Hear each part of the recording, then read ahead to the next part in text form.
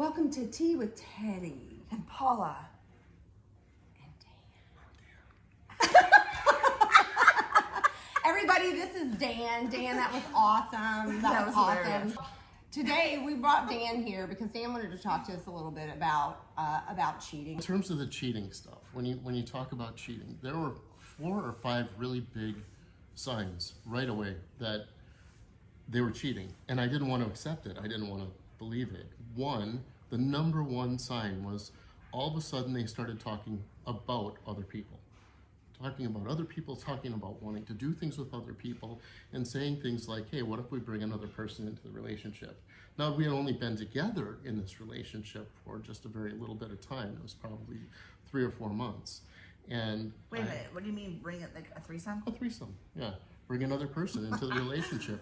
And I said, well, okay, do you have somebody in mind? And they said, no, let's do this website sort of thing. You know how you go on, there's these different websites called... Like swingers websites. Swinger websites, yeah. Right. Mm-hmm.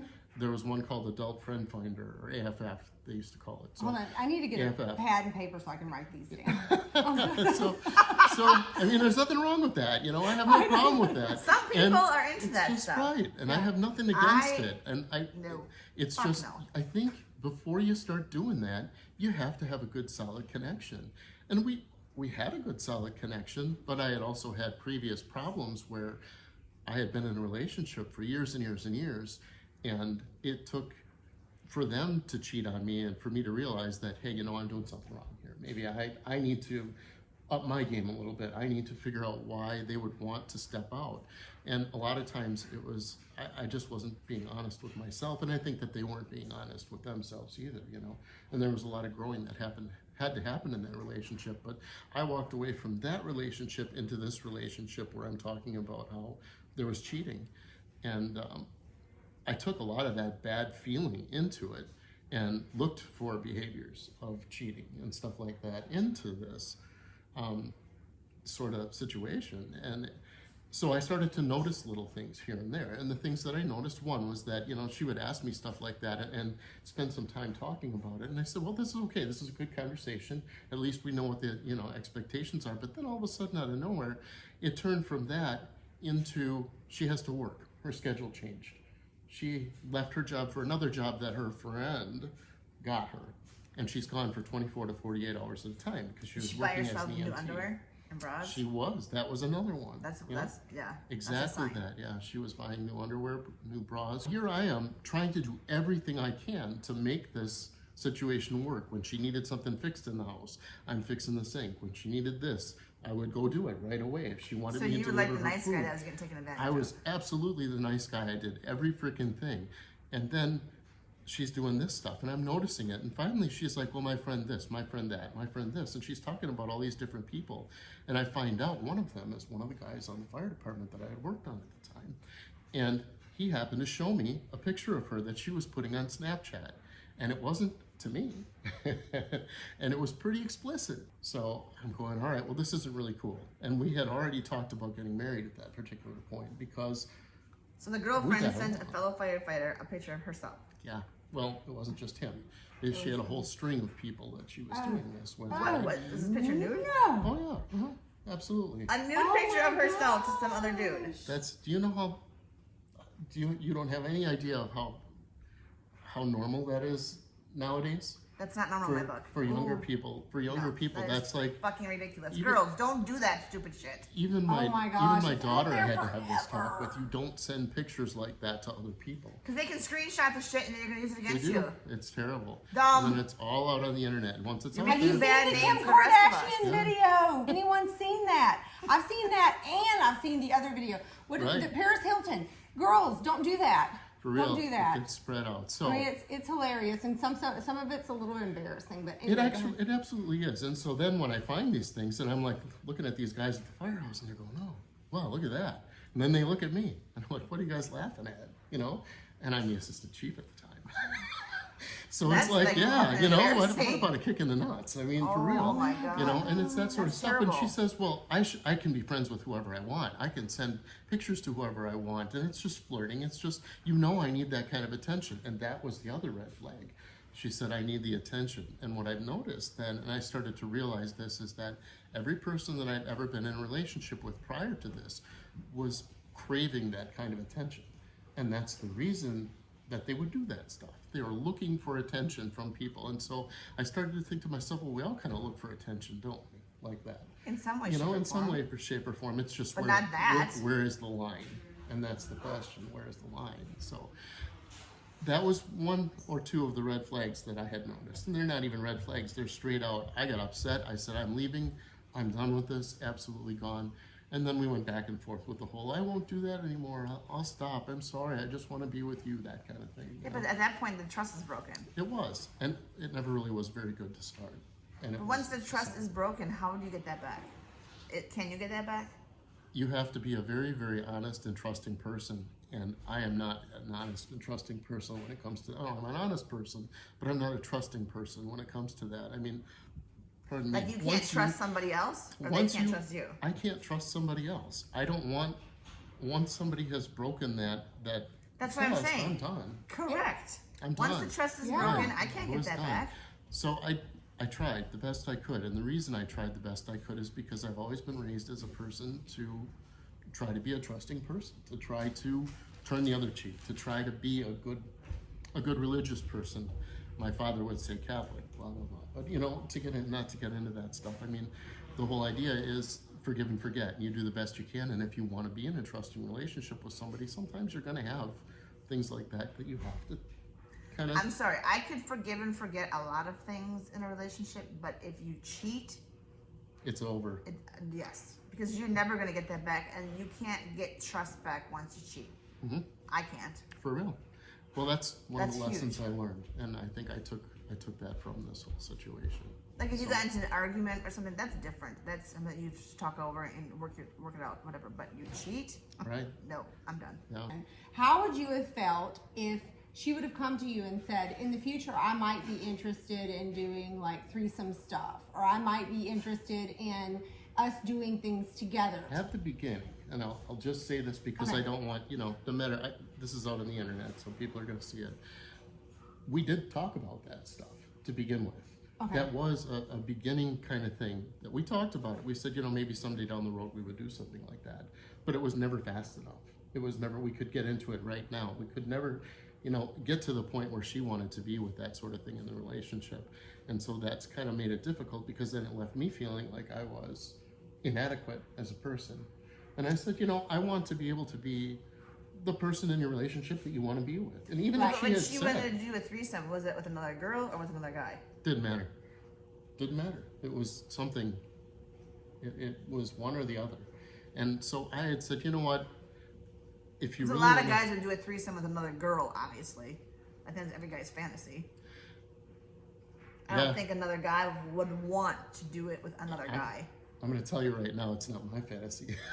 Well, no. I mean, the last thing I want to do that's why is just in be, I general. don't want to be in the same room as that, watching some guy swing around. That's not cool to me, and it never was. I wouldn't want- It physically never do a grosses me threesome. out, the idea of I think that, I'd puke.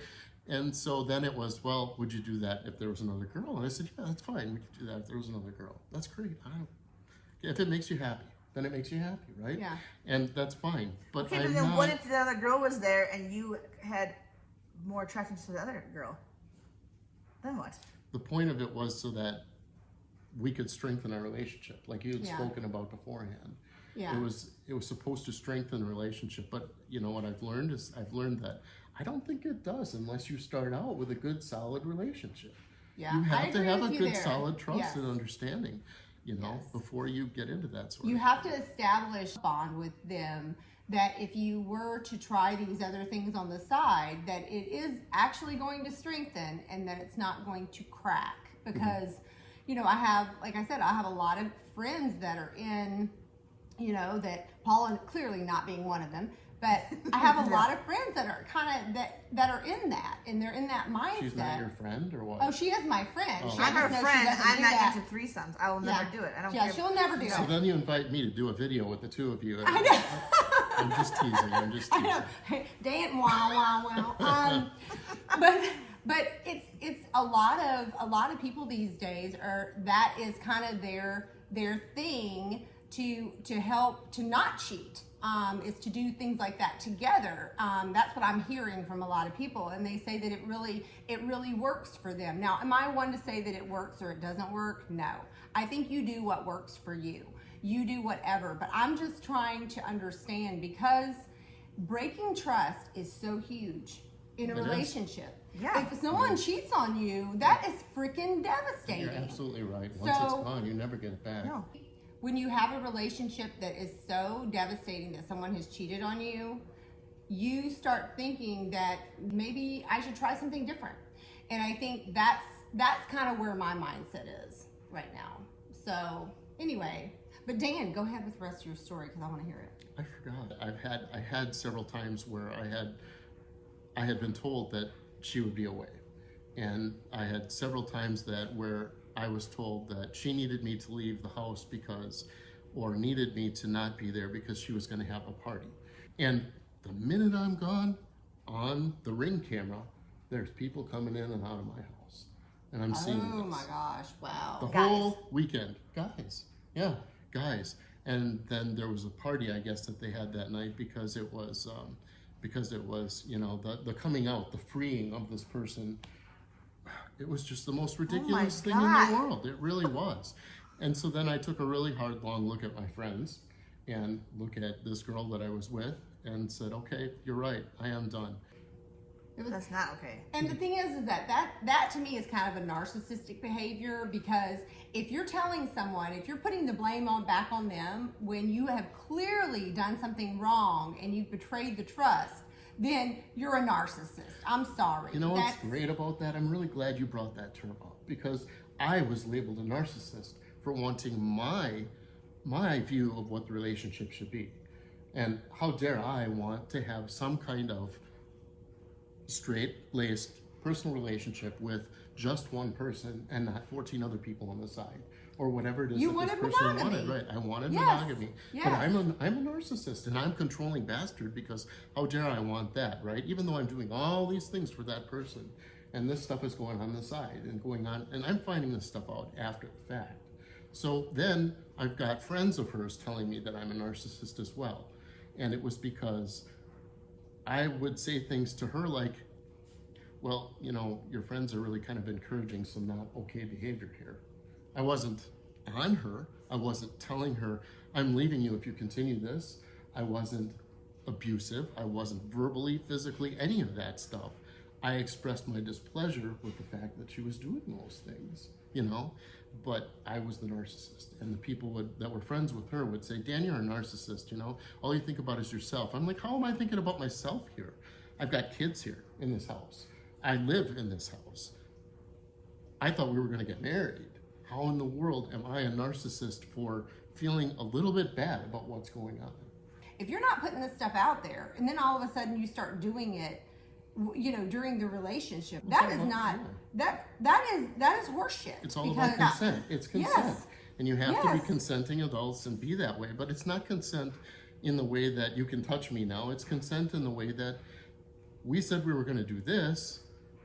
You want to continue this relationship with me. There are things that I expect to have happen and you expect to have happen. And if it's going to be that way, we have to consent with each other on what we want to do. We have to collaborate and work together. Well, it sounds like she flipped the script. Right, she flipped the script. Yeah, but narcissistic people always try to flip it to the opposite person so they feel better about themselves. They always try to flip the fault. Let me do this. No. Look what's going on here. Yeah. And that happened an awful lot. Yeah. And I felt like I was stupid for allowing that in my life. But because of those You're not things. stupid. It's just You that people that are love her. narcissists are good at it. When people are, and they manipulate situations. And it's funny because I've heard it said exactly like that. The part that hurts the most in narcissistic relationship end is not the end of the relationship with the person, but it's all of the betrayal of all of the friends and family who follow that person and believe the story. And that's horrible. The majority of my friends and people that know me know I am my own person. I say it like it is, no matter if I hurt your feelings or not. Build the bridge, get the fuck over it. But I will be true to you, and I'll be your best friend, and I'll support you, but don't try and flip shit on me because it's not gonna work. well, and that's another thing with more of a narcissistic personality is the fact that I'm not going to say I'm sorry I'm not going to accept any blame. I'm not going to accept any kind of ownership for anything that I've done in this relationship that has made, you know, has made you like stand up and go, I'm not going to take this anymore. Well, what did I do? And it's like, are you kidding me right now? Yeah. And I went as far as believing that. I let them tell me that that's what I was being like. And I said, all right, well, if you think that that's really what I'm like, I'm going to own this. I'm sorry. I don't mean to come across that way. The last thing I ever want to do is be controlling. And I'll go take some therapy. So I did. I went away for a weekend of therapy. I took my bike. I rode away. I went and did a weekend of therapy. I bought this weekend. It was like $800. I had to drive down to Missouri to do it. But because I said I was done, then I was the narcissist. And that's what it was. They flipped the script. So, you know, you got to be careful with that stuff. Don't ever let somebody make you feel like you are the person who has the problem. If you are able to take a long, hard look at yourself, what you want in your heart, and accept when people say things like that to you and try to get help, you are not a narcissist.